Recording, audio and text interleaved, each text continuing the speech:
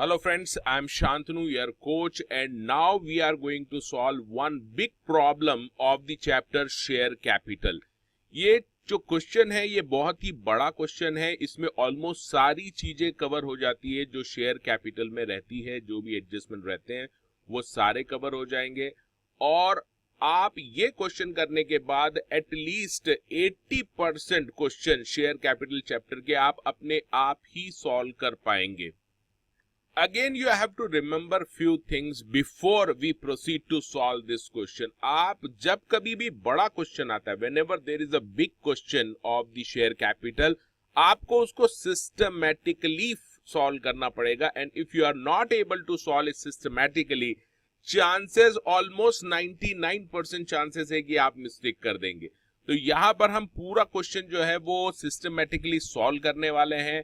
कुछ एक इंस्टीट्यूट के जो मिस्टेक्स बोल लीजिए आप, वो भी हम समझेंगे कि क्या मिस्टेक है और आपको एग्जाम में किस तरह से उसको हैंडल करना है, क्या एजम्पशंस लेना है अगर क्वेश्चन में कुछ मिसिंग इंफॉर्मेशन है, वो भी हम इसमें देखने वाले हैं। व्हेन आई से सिस्टमैटिकली आपको सॉल्व करना है तो उसके लिए आपको प्रॉपर वर्किंग करना बहुत जरूरी है, और इसीलिए मैंने आपको ये सारी वर्किंग यहाँ पर एक्सप्लेन की हुई है कि आप किस तरह से इसको वर्किंग को कर सकते हैं।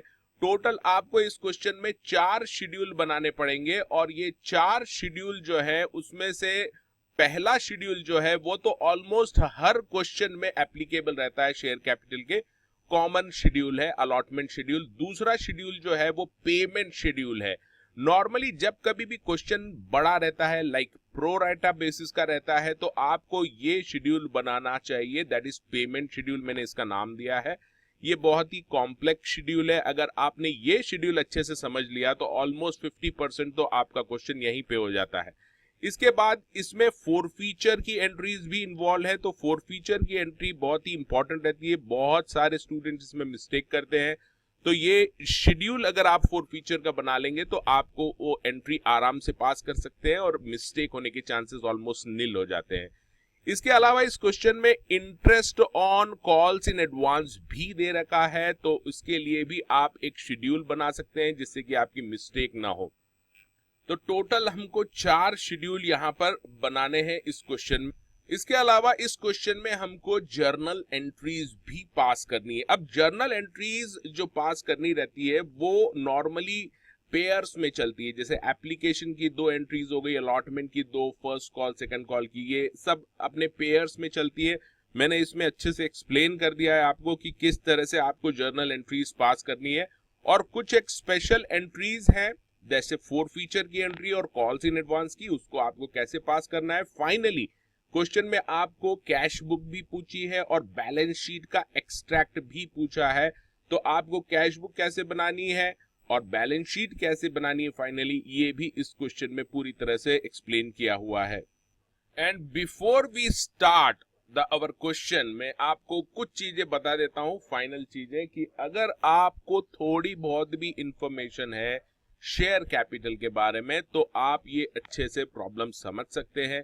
और अगर आप साइंस स्टूडेंट हैं और पहली बार आप यहाँ पर देख रहे हैं तो आप ट्राई कर सकते हैं इसको अच्छे से समझने का। और अगर आपको इसमें कुछ प्रॉब्लम्स आती हैं तो इसका एक कोर लेक्चर, शेयर कैपिटल का एक कोर लेक्चर मैंने बना के रखा है, वो आप साइट से आप डाउनलोड कर सकते हैं, जिसमें कि शेयर कैपिटल को स्टेप बाय स्टेप इस तरह के क्वेश्चन को कैसे सॉल्व करना है वो पूरा डिटेल में समझा रखा है।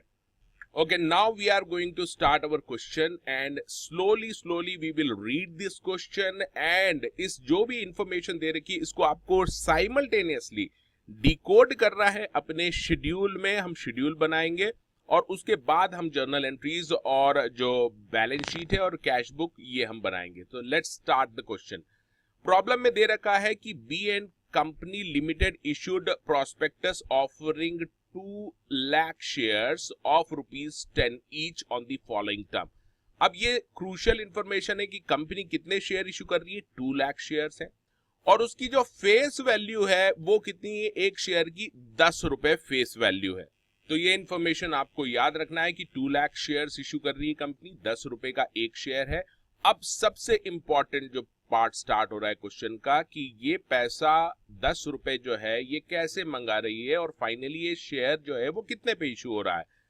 तो सबसे पहले इन्होंने दिया है कि एप्लीकेशन पे एप्लीकेशन मनी ओनली ₹1 पर शेयर है। इसके बाद अलॉटमेंट में कंपनी मंगा रही है ₹3 पर शेयर। अब यहां पर देखिए ध्यान से, इंक्लूडिंग अ प्रीमियम ऑफ ₹2। इसका मतलब इसमें ₹1 तो शेयर कैपिटल का है अलॉटमेंट में जो कॉल ड्यू है, और इसके बाद ₹2 का प्रीमियम मंगा रही। इसका मतलब टोटल जो पैसा मंगा रही है, जो अमाउंट ड्यू है अलॉटमेंट पे, वो ₹3 है। इसके बाद जो फर्स्ट कॉल है, फर्स्ट कॉल पे कंपनी ₹4 डिमांड कर रही है और ये फर्स्ट कॉल होगा 3 मंथ्स आफ्टर दी अलॉटमेंट।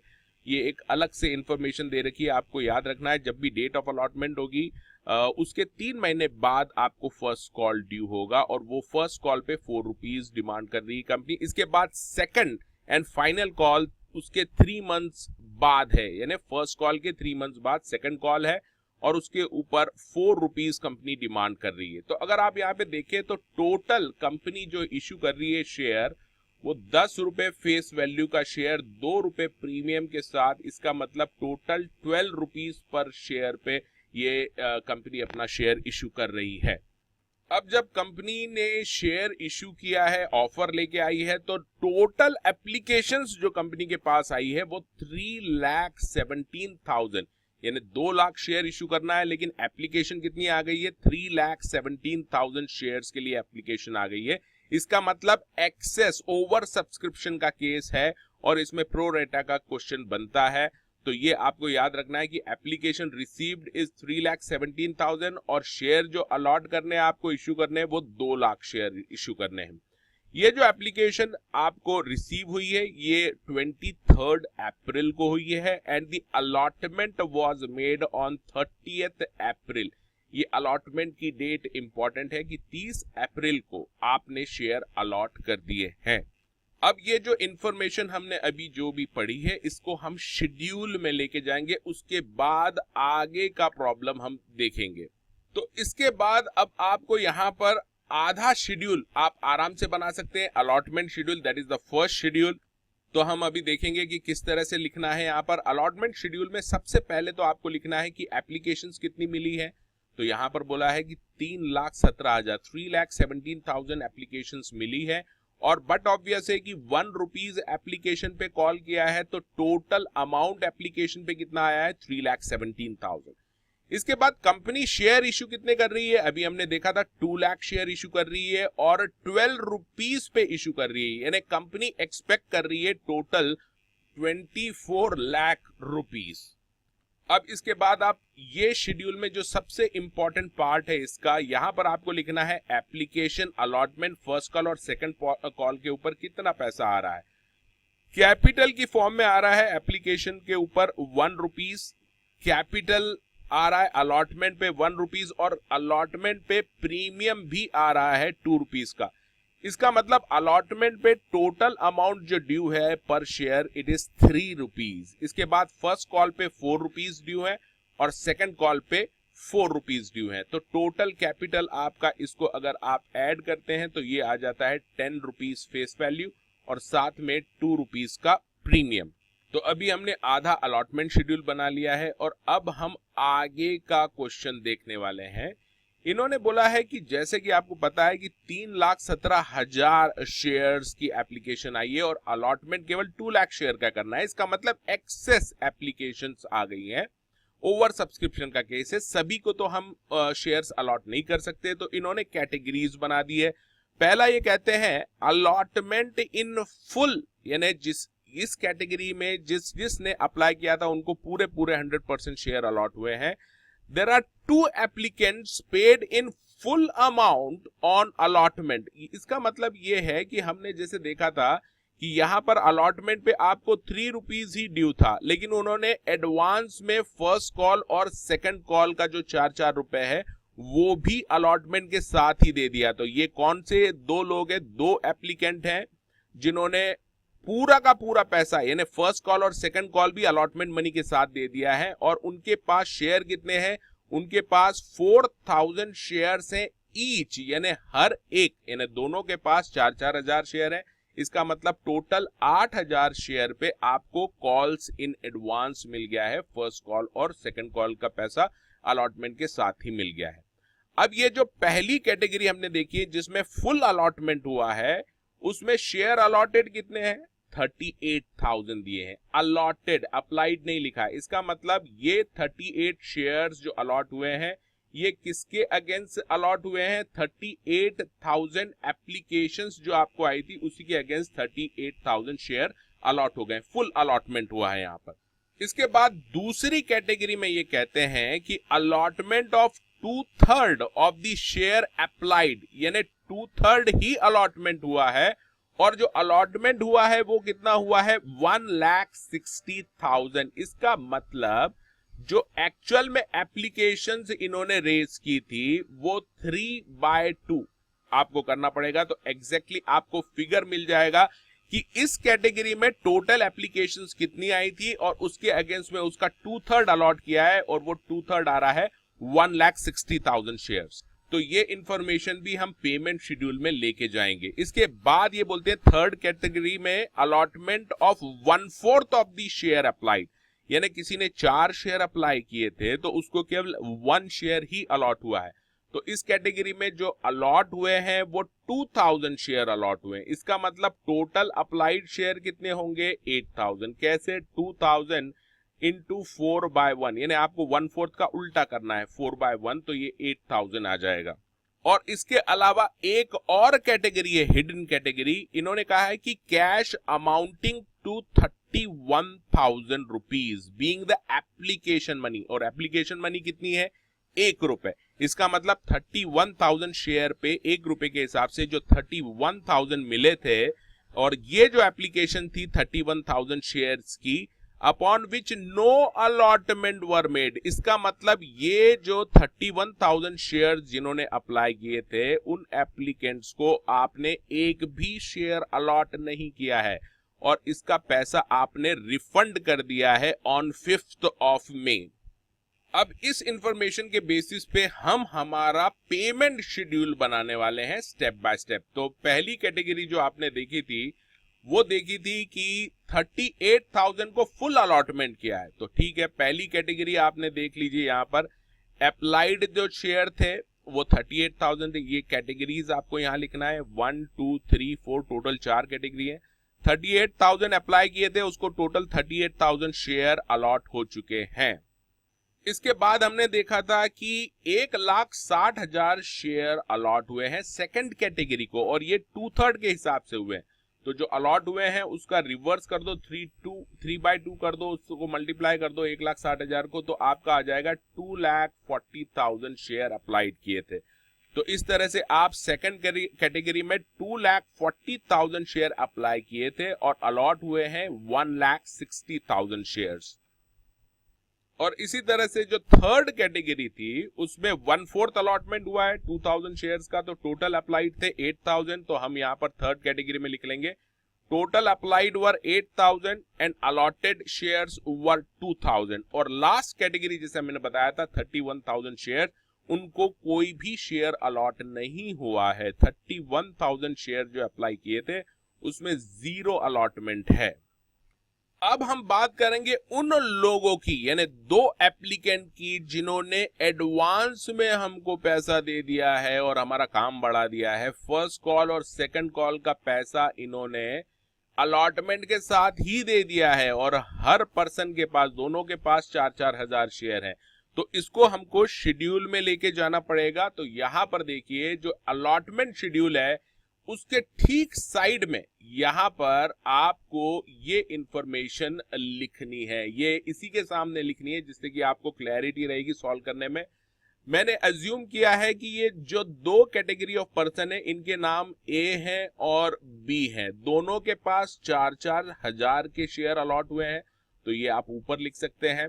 अब इन्होंने पेमेंट एडवांस में कर दिया है, तो कौन सा पेमेंट एडवांस में किया है? फर्स्ट कॉल और सेकंड कॉल, दोनों फर्स्ट कॉल और सेकंड कॉल पे 4-4 रुपए ड्यूज थे जो उन्होंने एडवांस में पेमेंट कर दिए। अब अगर आप देखें ए ने फर्स्ट कॉल कितना अमाउंट का बनता था, 4,000 शेयर है उसके पास और फर्स्ट कॉल पे 4 रुपए ड्यू है। इसका मतलब 16,000 रुपीज जो फर्स्ट कॉल पे ड्यू थे उसने अलॉटमेंट के साथ ही पे कर दिए हैं। और इसी तरह से जो सेकंड कॉल पे 4 रुपीज ड्यू था ए का, वो था 16,000, ये भी 16,000 था, ये भी उसने अलॉटमेंट के साथ ही पेमेंट कर दिया। तो टोटल एडवांस जो पेमेंट किया है ए ने at the time of allotment वो है 32,000 रुपीज का। इसको हमको एंट्रीज में लेके जाना पड़ेगा।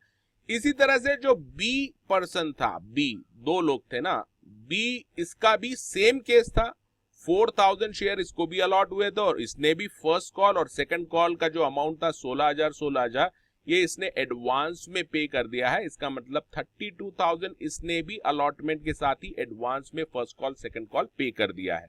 अब बात करते हैं हम कैटेगरी 2 और कैटेगरी 3 के पर्संस की, जिन्होंने अप्लाई तो 2,40,000 और 8,000 शेयर किए थे, बट उनको एक्चुअल में अलॉट कम हुए, 1,60,000 और 2,000। तो एक्सेस जो शेयर अप्लाई किए हैं उन्होंने वो किए हैं 80,000 और 6,000 रुपीज के। नॉर्मली प्रोरेटा के केस में कोई भी कैटेगरी को जब प्रोरेटा बेसिस पे अलॉटमेंट होता है, यानी जितने अप्लाई किए उससे कम अलॉट हुए हैं, तो कंपनी वो एक्सेस का रिफंड नहीं करती। वो जो भी पैसा एक्सेस आता है वो कॉल्स इन एडवांस के नाम पे कंपनी रख लेती है, और आने वाले समय में जैसे अलॉटमेंट पे फर्स्ट कॉल में या सेकंड कॉल पे जब ड्यू होता है उस शेयर पे वो अमाउंट, तो उसको वो एडजस्ट कर लेती है, ये जो कॉल्स इन एडवांस अभी रिसीव हुआ है। तो यहाँ पे बहुत अच्छे से समझ लीजिए कि सेकंड कैटेगरी ने 80,000 रुपीज ऑलमोस्ट एक्सेस पे किए थे। 80,000 एक्सेस शेयर अप्लाई किए थे, 1 रुपए एप्लीकेशन मनी है, तो 80,000 रुपीज का एक्सेस पेमेंट कर दिया था। कंपनी ये रिफंड नहीं कर रही है, कंपनी इसको एडवांस के कॉलम में लिख लेगी कि इस कैटेगरी से एडवांस कितना मिला है और ये कब मिला है, एप्लीकेशन पे 80,000। इसी तरह से थर्ड कैटेगरी है, थर्ड कैटेगरी के जो पर्संस थे उनसे कितना अमाउंट मिला है, 6,000 शेयर, 1 रुपी एप्लीकेशन मनी है, तो 6,000 रुपीज एक्सेस मिला था, वो कंपनी ने एडवांस के कॉलम में नोट कर लिया है। इस कैटेगरी के 6,000 रुपीज एडवांस में मिल गए हैं ऑन एप्लीकेशन। और लास्ट में हम यहां पर इसमें जो देखेंगे कि 31,000 जिसको एक भी शेयर अलॉट नहीं किया है उसको हमने देखा है कि इसको रिफंड कर दिया है। तो 31,000 शेयर, 1 रुपए एप्लीकेशन मनी था, 31,000 रुपीज मिले थे, तो ये पूरा रिफंड कॉलम में आप लिख देंगे। तो यहां पर आप देखेंगे 3 कॉलम इंपॉर्टेंट है, बहुत ही इंपॉर्टेंट है ये। पहला कैपिटल का, दूसरा रिफंड का कोई केस है तो उसमें आप लिखेंगे, और तीसरा एडवांस का। अब वैसे तो नॉर्मली हर क्वेश्चन में आपको एडवांस एप्लीकेशन पे ही दिखेगा, लेकिन इस क्वेश्चन में अलॉटमेंट के साथ भी एडवांस पे कर रहे हैं और एप्लीकेशन के साथ भी, तो ये एडवांस के मैंने दोनों सब कॉलम्स बना दिए कि एडवांस आपको कब मिला है, एप्लीकेशन पे मिला है, वो एप्लीकेशन कॉलम में लिखा है, और जो अलॉटमेंट में मिलेगा वो हम यहां पर लिखेंगे। तो अगर आप ऊपर देखें तो 2 पर्संस थे, ए और बी, दोनों ने फर्स्ट और सेकंड कॉल एडवांस में पे किए। ए ने 32,000 का एडवांस पे किया है और बी ने 32,000 का। तो टोटल एडवांस जो ए और बी ने मिलके अलॉटमेंट पे ही पे कर दिया है वो आ जाता है 64,000 रुपीज। वो हमने अलॉटमेंट की कैटेगरी में कॉलम में लिख दिया है। यहां पर जब आप पेमेंट शेड्यूल बनाएंगे तो आप इसका क्रॉस चेक कर लीजिए। ये जो अप्लाइड है इसका टोटल 3,17,000 आ रहा है, इसका मतलब हमारा ऑलमोस्ट हम सही जा रहे हैं क्योंकि टोटल एप्लीकेशन 3,17,000 थी। इसी तरह से शेयर अलॉटेड अगर इसका आप टोटल लेंगे तो 2 लाख आ रहा है, इसका मतलब सही जा रहे हैं क्योंकि 2 लाख ही शेयर इशू हुए हैं इस केस में। अब मैंने जैसे पहले भी बताया था, पेमेंट शेड्यूल सबसे कॉम्प्लेक्स शेड्यूल है और इसमें आपको बहुत ही अच्छे से देखना है कि ये जो 3 कॉलम है इसको सबसे पहले आपको अच्छे से फिलअप करना है और उसके बाद एडजस्टमेंट ऑफ एडवांस देखेंगे। अगर कोई एडवांस आता है तो फिर एडजस्टमेंट ऑफ एडवांस के कॉलम बनेंगे, नहीं तो नहीं बनेंगे। तो यहां पर अब आप ये 3 कॉलम को फिर से एक बार अच्छे से देख लीजिए। अप्लाई किए थे 38,000 शेयर, अलॉट 38,000 हो गए, इसका मतलब जो भी पैसा था 38,000 रुपीज वो पूरा हमने कैपिटल में एडजस्ट कर दिया है। दूसरी कैटेगरी को आपने 160,000 1,60,000 शेयर के अलॉट किए, 1 रुपीज के हिसाब से 1,60,000 मिला था, वो हमने कैपिटल में एडजस्ट कर दिया है। और जो एक्सेस था 80,000 रुपीज वो हमने एडवांस में लिख लिया है। तीसरी कैटेगरी में 2,000 शेयर्स पे 2,000 रुपीज मिले थे, वो हमने कैपिटल में एडजस्ट कर दिए, यानी कैपिटल में लिख लिया है। और बाकी का जो 6,000 रुपए था वो हमने एडवांस कॉलम में लिख लिया है, एडवांस ऑन एप्लीकेशन। और फोर्थ कैटेगरी जो 31,000 अप्लाइड किए थे, जीरो अलॉटमेंट था, उसको सीधे रिफंड के कॉलम में हमने लिख लिया है। अब हम देखेंगे यहां पर क्रॉस चेक करके कि ये 3,17,000 रुपए आपको मिले थे, इसमें हमने कैपिटल में एडजस्ट कर दिए 2 लाख रुपए, 31,000 हमने रिफंड कर दिया है और 86,000 हमने कॉल्स इन एडवांस में रख लिया है। ये टोटल आ जाएगा आपका 3,17,000 और ये एंट्री इससे आपकी पास हो जाएगी, एप्लीकेशन की एंट्री इससे पास हो जाएगी आपकी। अब 3 कॉलम जब आप अच्छे से बना लेंगे ये तीनों, इसके बाद क्योंकि मैंने बताया था कि अगर एडवांस का केस होगा तो फिर एडजस्टमेंट ऑफ एडवांस भी बनाना पड़ेगा। और ये जो एडजस्टमेंट ऑफ एडवांस है ये कब हो रहा है ये आपको लिखना पड़ेगा। जैसे यहाँ पर अलॉटमेंट में हो रहा है, अलॉटमेंट में प्रीमियम में एडजस्ट हो रहा है या नॉर्मल कैपिटल अमाउंट जो था उसमें एडजस्ट हो रहा है, तो ये कॉलम बना दिए। इसके बाद फर्स्ट कॉल पे जो एडजस्ट हो रहा है वो फर्स्ट कॉल में लिखेंगे और जो सेकंड कॉल में एडजस्ट हो रहा है वो सेकंड कॉल में फिगर लिखेंगे। तो अब आपको जो एडजस्टमेंट की एंट्रीज करनी है, एडजस्टमेंट ऑफ एडवांस, इसके लिए आपको एक एक करके हर कैटेगरी को चेक करते जाना है और फिर उसमें एंट्रीज करनी है। सबसे पहली कैटेगरी में हमने देखा टोटल 64,000 रुपीज आपको एडवांस मिले थे और ये पूरे के पूरे कॉल्स के एडवांस है, फर्स्ट कॉल और सेकंड कॉल। अब फर्स्ट कॉल पे कितना एडवांस एडजस्ट होगा 64 में से? 16,000 ये और 16,000 ये। इसका मतलब जो ए का 16,000 था फर्स्ट कॉल का जो एडवांस पे किया था और बी ने भी फर्स्ट कॉल का 16,000 एडवांस पे किया था, टोटल हो गया 32,000 फर्स्ट कॉल का एडवांस। तो 64 में से आप 32,000 जो है फर्स्ट कॉल पे एडजस्ट कर रहे हैं, तो मैंने फर्स्ट कॉलम में लिख दिया, फर्स्ट कॉल कॉलम में। दूसरा जो है सेकंड कॉल वो है 16 और 16,000 का एडवांस पेमेंट किया था, तो ये भी 32,000 है, तो ये मैंने लिख दिया है सेकंड कॉल कॉलम में कि 32,000 आपने एडजस्ट। इस तरह से टोटल 64,000 का जो एडवांस आपको मिला था वो आपने एडजस्ट कर दिया है फर्स्ट कॉल पे और सेकंड कॉल पे। अब हम जाएंगे सेकंड कैटेगरी में। सेकंड कैटेगरी में आपको कितना अलॉट किया है? 1,60,000। अच्छा, 1,60,000 और अलॉटमेंट पे कितना ड्यू था? 3 रुपीज ड्यू था। इसका मतलब 1,60,000 आपको इंटू 3 करना है। इसका मतलब 4,80,000 रुपए आप एडजस्ट कर सकते हैं सेकंड कैटेगरी में ऑन अलॉटमेंट। लेकिन आपका तो एडवांस जो है वो 80,000 रुपीज का ही है, तो वो तो आराम से एडजस्ट हो जाएगा। तो एडजस्टमेंट हम सबसे पहले करेंगे प्रीमियम में एडजस्ट। तो 1,60,000 इंटू 2 यानी 2,40,000 का प्रीमियम पे करना था इस कैटेगरी को अलॉटमेंट पे, लेकिन इनका एडवांस कितना है? 80,000 का, तो आराम से एडजस्ट कर सकते हैं। 80,000 कम है 2,40,000 से, तो इसका मतलब हमने ये जो 80,000 रुपीज था सेकंड कैटेगरी का एडवांस, ये पूरा अलॉटमेंट पे एडजस्ट कर दिया है और अलॉटमेंट में भी प्रीमियम में एडजस्ट कर दिया है। इसके बाद हम देखेंगे सेकंड कैटेगरी के बाद थर्ड कैटेगरी। थर्ड कैटेगरी में जो आपको अलॉट किए हैं वो कितने थे? 2,000 शेयर।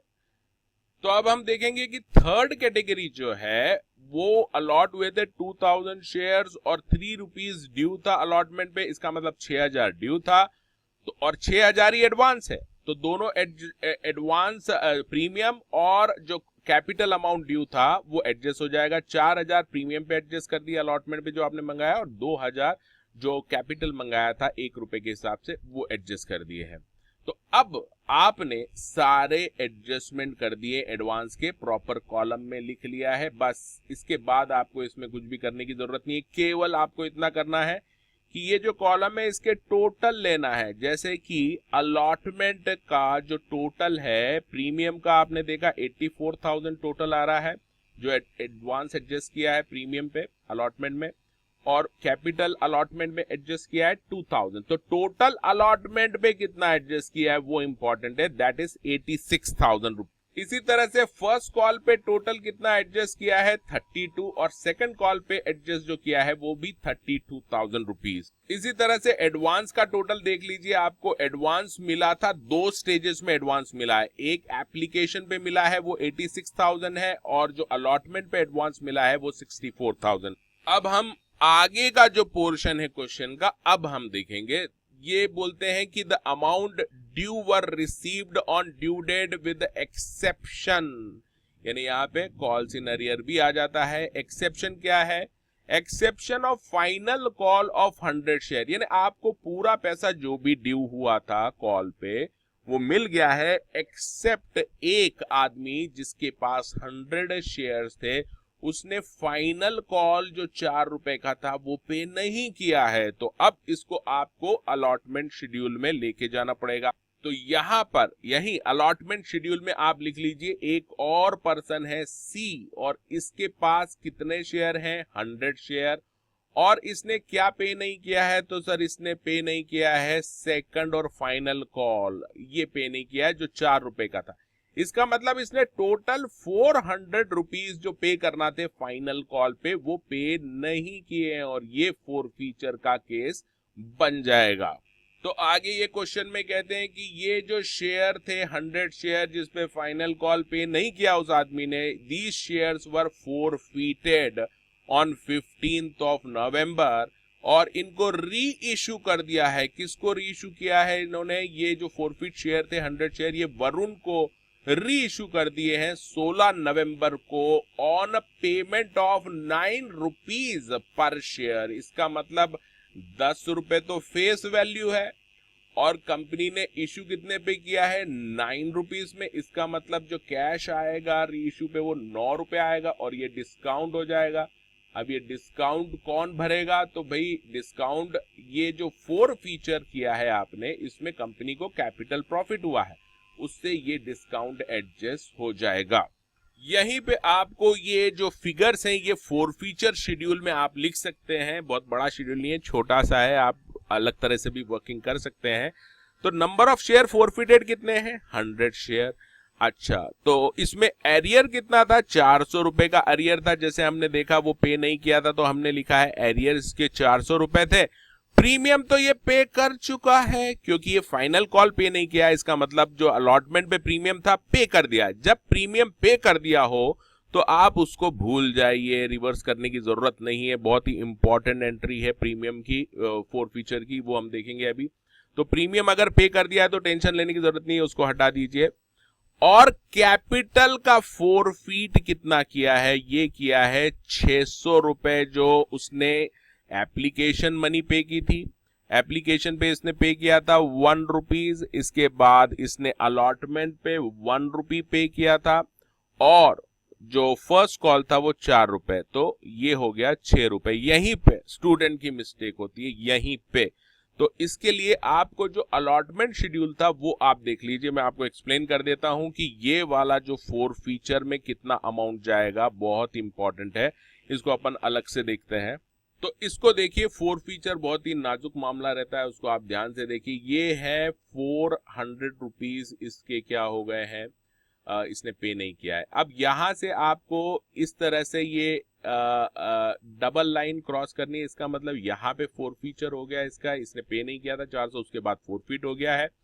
और ये जो 400 रुपए यानी ये अमाउंट उसने पे नहीं किया है, यानी टोटल 10 रुपए में से ये वाला जो 4 रुपए ये पे नहीं किया है, और 2 रुपए प्रीमियम पे कर दिया है, तो इसको भूल जाइए, इसको कुछ भी करने की जरूरत नहीं है। अब इसने जो पेमेंट एक्चुअल में किया है और जो फॉरफीचर में जाएगा, ये शेयर कैपिटल की लाइन है, और शेयर कैपिटल में इसने जो पहले पेमेंट कर दिया है 1 रुपीज एप्लीकेशन, अलॉटमेंट और फर्स्ट कॉल, प्रीमियम मत लेना, यहां पर टोटल हो गया है आपका 6 रुपीज।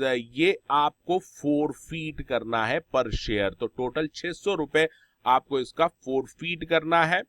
तो अभी आप देख सकते हैं 600 रुपए आपने फॉरफीट किया है, और जो 400 रुपए था वो कॉल्स इन अरियर्स। तो यहां पर आप देखिए 600 रुपए जो पे कर दिया था ये फोर फीचर में चला जाएगा, इस एंट्री में देखेंगे, और ये 400 रुपए एरियर का प्रीमियम आप भूल जाइए। अब बात करते हैं री इशू की। तो जैसा कि हमने देखा था 100 शेयर वरुण को इशू कर दिए हैं 9 रुपए के हिसाब से, इसका मतलब कैश कितना आ रहा है 900 रुपए, लेकिन यहां पे डिस्काउंट देना पड़ेगा वरुण को 100 रुपीज का, और ये डिस्काउंट कहां से एडजस्ट होगा तो फोर फीचर में से। फोर फीचर यानी कंपनी का कैपिटल प्रॉफिट रहता है और ये आप एडजस्ट कर सकते हैं डिस्काउंट इस फोर फीचर अमाउंट से। तो यहां पर आप देखेंगे कि कैपिटल रिजर्व में फाइनली कितना जाएगा। तो यहां पर देखिए फोर फीचर का था 600 रुपए आपने फोरफिट किए थे, 100 रुपए आपने फोर फीचर में से यूज कर लिए ये डिस्काउंट देने के लिए, और बचा बैलेंस 500 रुपए। और ये जो 500 रुपए है शेयर जैसे ही री इशू हो जाते हैं, ये जो बैलेंस है कैपिटल जो फोर फीचर में, ये चला जाएगा कैपिटल रिजर्व अकाउंट में थ्रू एंट्री। अब आगे की बात करते हैं कि कंपनी ने इंटरेस्ट पे कर दिया है कॉल्स इन एडवांस पे। हमने देखा था कॉल्स इन एडवांस मिला है, तो इसके ऊपर कंपनी ने एडवांस जो मिला था उसके ऊपर इंटरेस्ट पे किया है। 31 अक्टूबर को कैश में पेमेंट कर दिया है, तो हम कैश की एंट्री पास कर देंगे। नाउ लास्टली क्वेश्चन में बोला है show the journal and cash book entries. तो जर्नल एंट्रीज और कैश बुक एंट्रीज भी पूछी है, और साथ में बैलेंस शीट बनाने का भी पूछा है। तो मैं आपको दोनों ऑप्शंस बताऊंगा कि जर्नल एंट्रीज अगर केवल पूछिए, कैश बुक नहीं पूछिए, तो जर्नल एंट्रीज कैसे पास करनी है, और अगर साथ में कैश बुक भी पूछिए तो फिर जर्नल एंट्रीज और कैश बुक कैसे प्रिपेयर करनी है। अब हम बनाएंगे अपना फोर्थ शेड्यूल सबसे पहले, उसके बाद एंट्रीज पे जाएंगे। इंटरेस्ट शेड्यूल आपको बनाना है फोर्थ। अलॉटमेंट हुआ था 30 अप्रैल को, जैसा इन्होंने बताया क्वेश्चन में, और इन्होंने बाद में बोला है कि 3 महीने बाद फर्स्ट कॉल और उसके 3 महीने बाद आपने सेकंड कॉल किया। तो मान के चलते हैं कि 3 महीने बाद यानी 31 जुलाई को फर्स्ट कॉल हुआ है और 31 अक्टूबर को सेकंड कॉल हुआ है। अब यहां पर आपको इंटरेस्ट कैलकुलेट करना पड़ेगा जो आपको एडवांस मिला है। अब यहीं पे मैं आपको एक चीज अच्छे से बता देता हूं, जो एप्लीकेशन पे एडवांस मिला था ना आपको, वो उसके ऊपर इंटरेस्ट देने की जरूरत नहीं है अगर वो पूरा का पूरा अलॉटमेंट पे एडजस्ट हो गया है तो। लेकिन आपको इंटरेस्ट कॉल्स इन एडवांस पे वो एडवांस पे देना पड़ेगा जो आपका फर्स्ट कॉल और सेकंड कॉल पे हुआ है, यानी जो आदमी ने इंटेंशनली पहले ही पे कर दिया अलॉटमेंट पे और उसका एडजस्टमेंट हुआ है फर्स्ट कॉल और सेकंड कॉल पे। तो दो लोग हैं ए और बी जिन्होंने ऐसा किया है, इन्होंने फर्स्ट और सेकंड कॉल का पैसा अलॉटमेंट पे ही दे दिया है। तो सबसे पहले आपको याद रखना है जो आपको इंटरेस्ट कैलकुलेट करना है वो इंसान यानी जो पर्सन है उसके हिसाब से नहीं करना है। आपको इंटरेस्ट कैलकुलेट करना है फर्स्ट कॉल पे कितना एडवांस था उसके हिसाब से और फिर सेकंड कॉल पे कितना एडवांस था। तो आप फर्स्ट कॉल पे एडवांस देखिए, ए ने फर्स्ट कॉल का एडवांस दिया था 16,000 16,000। सो 16,000 पे 6%। अब यहां पर थोड़ा सा समझ जाइए, इंस्टीट्यूट ने 6% से लिया है इंटरेस्ट यहां पर जो कॉल्स इन एडवांस पे देना है, लेकिन मैं आपको बता दूं कि as per table F calls in advance पे आपको जो इंटरेस्ट पे करना रहेगा वो 12% पर एनम से करना है, और जो interest on calls in arrear है वो 10% पर एनम से चार्ज करना है as per table F of the companies act 2013। लेकिन क्योंकि इंस्टीट्यूट ने 6% से लिया है इसलिए मैं आपको कंफ्यूज न करते हुए यहाँ 6% से ही कैलकुलेट कर रहा हूं, बट एग्जाम में आप 12% से कॉल्स इन एडवांस पे इंटरेस्ट चार्ज कर सकते हैं, आप पे कर सकते हैं, कैलकुलेट कर सकते हैं। तो सबसे पहले ए ने पे किया था 16,000 फर्स्ट कॉल पे किया था, तो ये 6% के हिसाब से 3 मंथ्स का इंटरेस्ट 16,000 पे आता है 240। इसका मतलब 240 रुपीज तो आपको ए को देना पड़ेगा जो फर्स्ट कॉल का एडवांस मिला था 16,000, और बी ने भी दे रखा है 16,000 का फर्स्ट कॉल का एडवांस, तो उसके ऊपर भी 240 मिलेगा। तो इसका मतलब ए को देना पड़ेगा 240 और बी को भी आपको देना पड़ेगा 240 interest on calls in advance for first call.